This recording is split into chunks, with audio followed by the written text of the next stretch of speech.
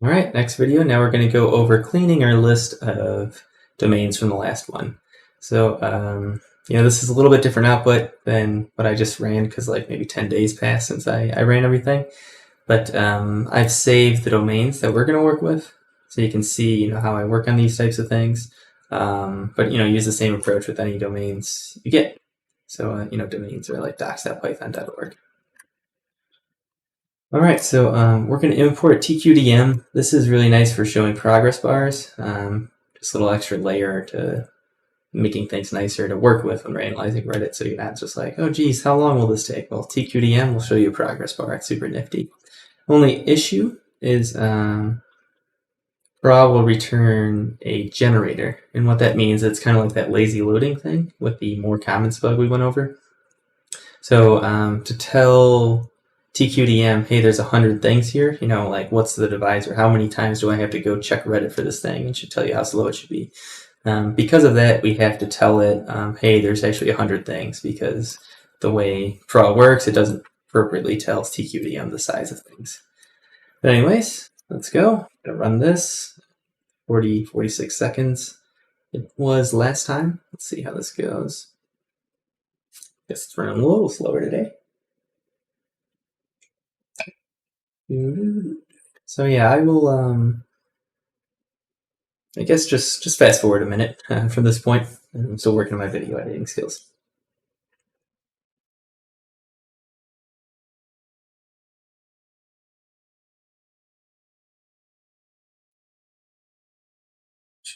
And yep, we are, getting all domains, but this is useful if you're trying to run the code. But for this tutorial, we're just going to use the same domain. So we're all sort of working from the same place here, and you can get the exact same issues or successes that I do.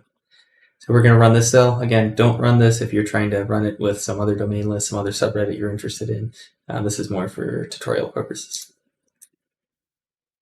Okay, so we have all domains. I just loaded that into this data thing. Well, it's a little bit different than before. I guess GitHub count's relatively similar, but some other fun websites popped up. I don't know what stylus.alm.lt is, but yeah. Okay, so when I do text cleaning, what I try to do is, identify things by manually looking through. So like, what is going on here? Well, it looks like I need to fix some, preceding things, do some other things, and I just sort of think of some ideas of what I'll need to run. And then I slowly write some code to sort of say, okay, fix this type of error, fix this type of error. Can I make this a little bit more generic so it's a little bit easier to work with? And then from there, you'll notice, quite a lot of things fix themselves pretty quickly. It'll be a little daunting at first when you're just like, oh, geez, I've got all these issues. But if you just sort of break them down piece by piece, then you'll be able to sort of approach the problem and get your data cleaned. Another fun part of doing analytics, clean data. It's never clean. All right, so I've created this function over time. I'll just sort of walk you through what I've done. So first off was removable subdomains. So, maybe not all subdomains can be removed, like docs.python.org might be different than python.org, depending on how you're going to use the information. So in this case, I actually said docs was okay to combine, but there were some subdomains that I didn't think were good to change. And I've sort of listed that out here. So like API dot, that one, sometimes API docs are very different than the product website. Like let's say we go to Stripe. Very cool API when it came out. So if you're looking at a link that goes to this page, again, it wouldn't be in Learn Python probably, but someone linking here is more about, the product focus. So it could be someone who isn't very technical, but wants to at least tell their programmers or tell their tech organization, hey, this looks kind of cool, go check it out. Programmer discourse, people talking to each other that are programmers, are going to click on developers. So that is different enough.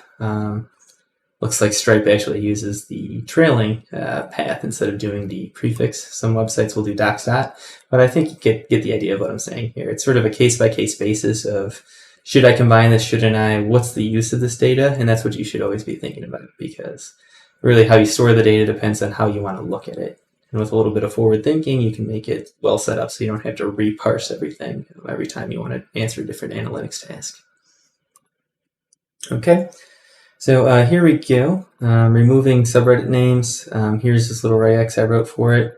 I'm not the best at regex, but this will work. You could. I wasn't sure how to do a start of character, so that's what this sort of, I think it's called a caret symbol is, or a period. Is sort of the substitution look. So it's like check for a period to start something like np.reddit.com, or maybe it's www.np.whatever, So I just wrote that out real quick. It worked. These are miscellaneous substitutions I found were useful. So like trailing parentheses, sometimes that can get put in. People don't use Markdown right, or there's some issues with how we extracted the URL. So just remove these trailing characters. Also, sometimes people linked at PY files.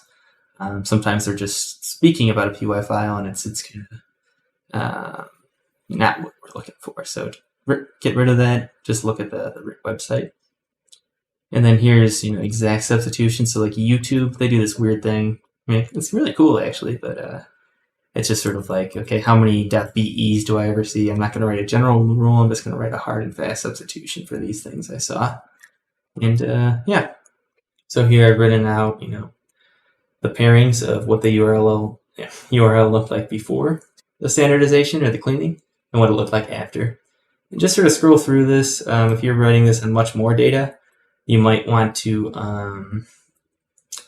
just look at the ones where there was a change. There's different ways to make your workflow faster. And there's even a way to input data automatically, so you can sort of label your training sets, which you put pretty nicely. Anyways, here's an example of one that I sort of merged. So I decided to treat VendHQ and docs@VendHQ as the same site. See if that's good or not.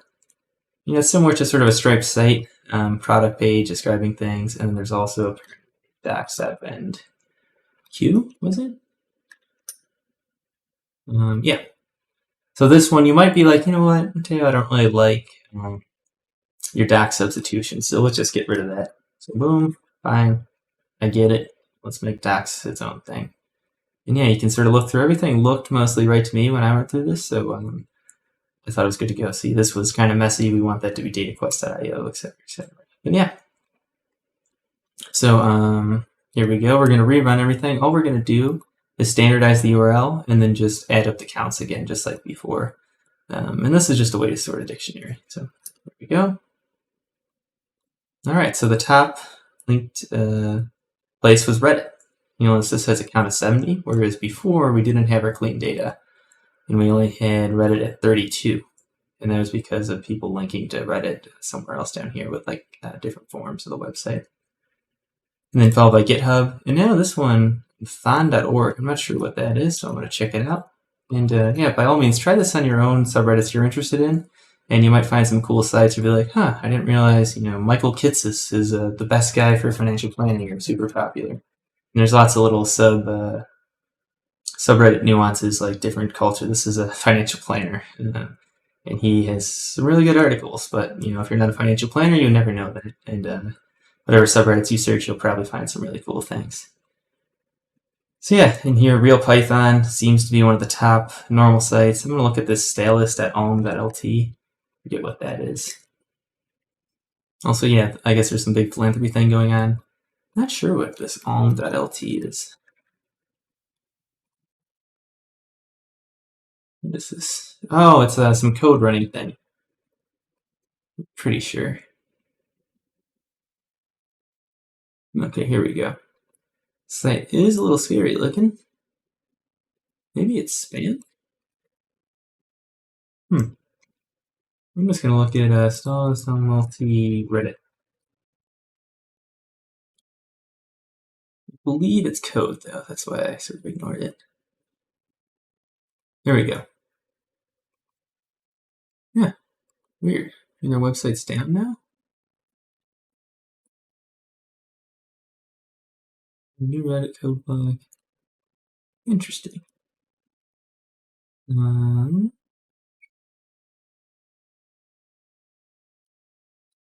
quite know what that is. It's kind of odd. There's a PNG that keeps on getting linked by people, but it doesn't look...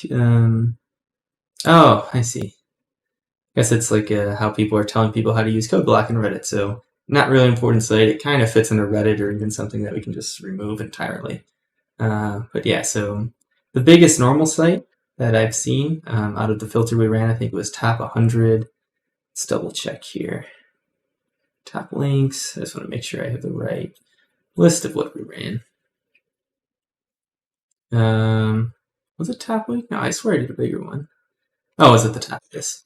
Yeah, Learn Python top over a month, limit 100 was the query I ran about 2 weeks ago for this.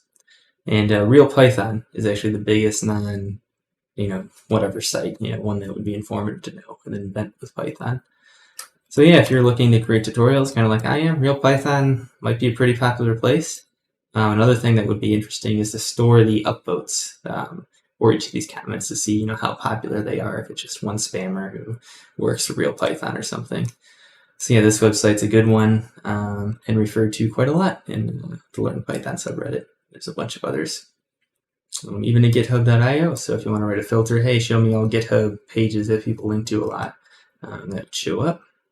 And yeah, so I hope that helped. This is just some basic text cleaning. Text cleaning is always kind of like cleaning a room. It's not the most fun for most people, but necessary evil to always look at your raw data when you're doing any analytics, because you're only as good as your data.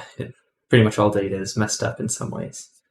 Lots of project ideas. I'll leave this for you all to read. I sort of mentioned them throughout the videos. I'd be happy to help anyone who's working on a project. Leave a comment, and then if you want any pointers or if you get stuck on something, I would at least give you my thoughts on how I would solve it. Not saying I know how to solve everything, but could give you some good starting points. What to focus on so you don't get stuck, because some of these can be quite daunting, but would make really good portfolio pieces. In general, working on your own projects is so much better than taking a pre-existing problem like one on Kaggle. Kaggle is not too bad. Kaggle is this data science place where you can compete on data science challenges, but in the real world, you don't have a well-formed competition like this where everyone gets like the same data, the same question. In the real world, it's, what question matters? What data can you get? Where should you spend your time? And Kaggle doesn't really test you on that. So a lot of employers really prefer personal projects, but, any project's good too. Don't get me wrong. So if you like Kaggle, do that. Personally, I'm not too good at these competitions because I get my edge and more of the thinking what to solve, not the solving the same problem. Anyways, here's some Panda stuff again. I showed it in the setup video, I believe. But if we wanted to count all the videos, here we go. So Reddit, GitHub, they're all sort of sorted. Instead of looking at it in this dictionary form, we can begin to look at things graphically in more table view. It's kind of interesting. Like, what's the average number of URLs for a link? 3. And this is something that probably follows the inverse square law, something called Zipf's law. Kind of cool when you see it in practice. But Zipf's law. So something like this is what you'll probably see with URL links. The top creators make the most money. Everyone else is very sharply down from that. And yeah, so if you have over 10 links, you're in the 95th percentile of things. And here's Pandas code to see that. So kind of cool. Anyways, thanks for watching. Next video, I'll go over a little bit more of sort of analyzing people's interest in Reddit. So maybe someone likes Call of Duty. What do people who like Call of Duty also do? So we can look at some Reddit users. And yeah, thanks again. Have a good one.